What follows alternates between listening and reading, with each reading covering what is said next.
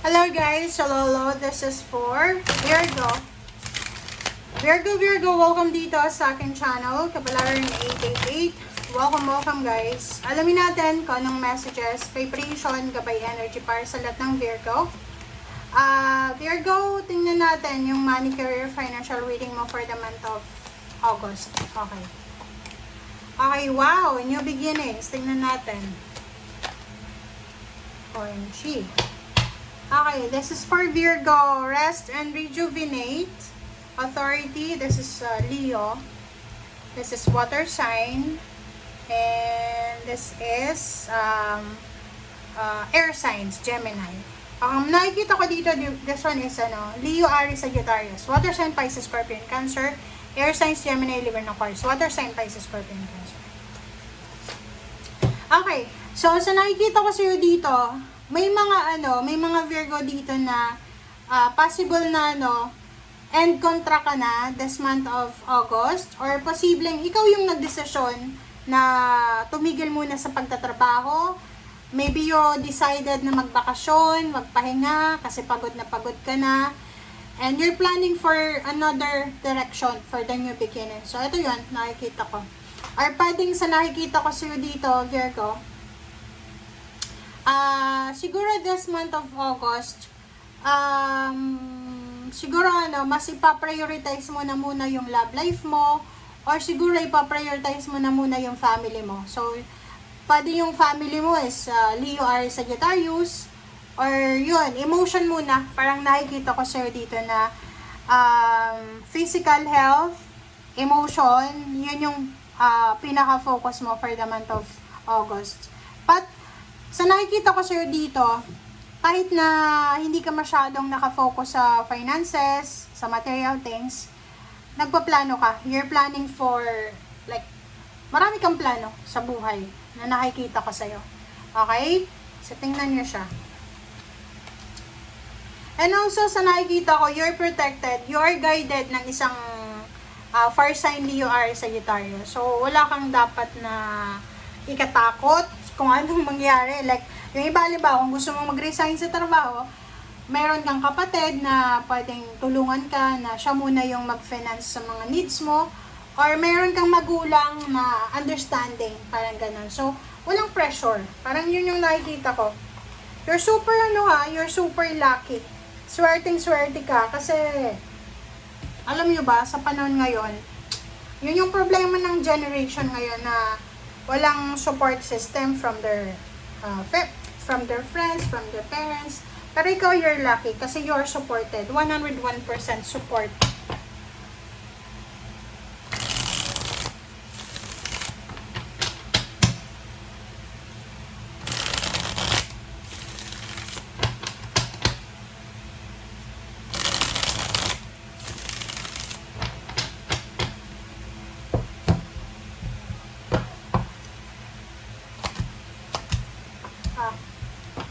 So, nakikita ko sa'yo dito, Virgo, yun. So, same din dito sa new beginning. So, medyo, yun, before siguro dumating yung August, ngayon, habang nanonood ka, yung feeling mo you're suffocated, yung parang may trabaho ka, pero, di, parang feeling mo wala kang trabaho, parang ganun. Wala kang naiipon na pera, hindi worthy yung ginagawa mo. But, the zero the full sinasabi ng barahan na kung hindi ka na masaya sa kung ano man na kinalalagyan mo ngayon, kung nasaan ka man ngayon, oras na para mag-take ka ng risk, diba?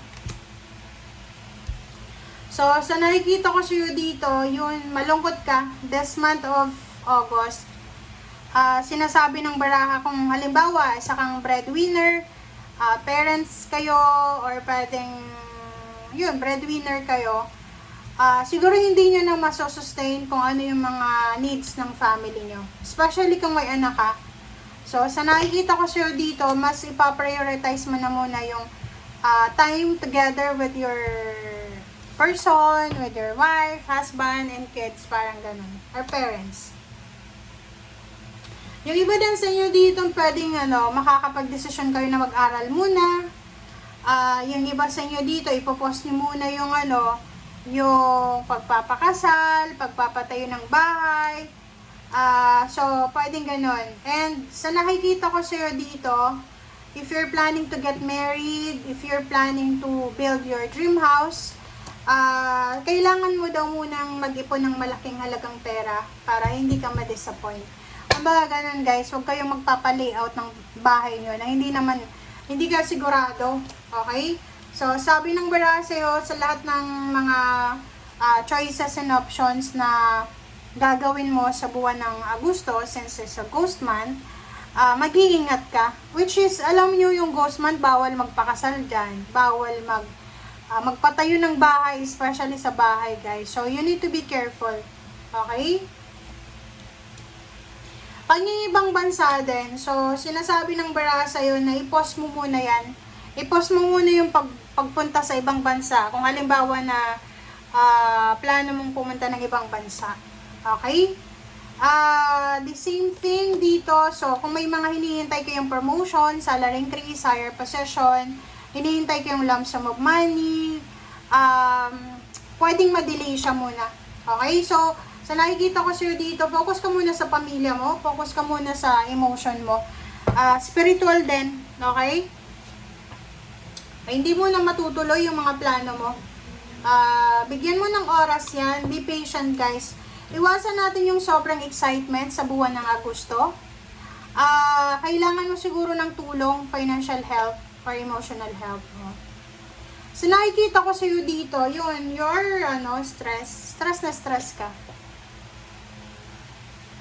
Pwedeng plano mong makipaghiwalay. Naku. Mag-iingat kayo guys, kasi sa nakikita ko, na-stress ka sa relationship, na-stress ka sa trabaho, na-stress ka sa pera. Sabi ng bara sa'yo dito, alam mo ba yung ghost month, dapat hindi kayo gumagawa ng isang napakalaking desisyon. Huwag magpapakasal, huwag makikipag-break, huwag magpapatayo ng bahay, huwag magta-travel ng international or malayo. Aside from that is, huwag kayong masyadong maglalabas ng pera na wala namang pupuntahan. Physical health, kailangan mong alagaan ng health mo. Self-discipline, self-control. Sobrang pagod ka. Mental, parang from head to toe to. From head, sa ulo mo hanggang sa paa, sa internal organs mo, pagod na pagod ka. Pagod ka na nahanapin yung salapi, pagod ka na sa health mo, pagod ka na sa love life mo. Diba? Parang feeling mo wala kang choice. Nasa restrictions ka. So, sinasabi ng bara sa'yo dito, kailangan mo munang magpahinga. Yun ang importante, kailangan mong hanapin muna yung health mo, kailangan healthy ka, kailangan you have parang fresh mind, parang ganon. So, this month of August na to, kung unemployed ka, naku, i-take advantage mo na yan, na unemployed ka, marami kang oras para sa pamilya, wala ka mang pera, pero you have time for your family. Kung wala kang pera, naku, matuto tayong mamaluktot. Okay? Kung maiksi ang kumot. Okay? So, yun lang yung nakikita natin dito. Kung may mga health issues kayo, yun yung pwedeng focus nyo ngayon. Family, health issues, and relationships. Huwag masyado sa pera, this month na to. And yung mga plano nyo na yan, ihangon nyo muna. Kasi hindi maganda ang buwan na to para dyan. Thank you guys. Bye!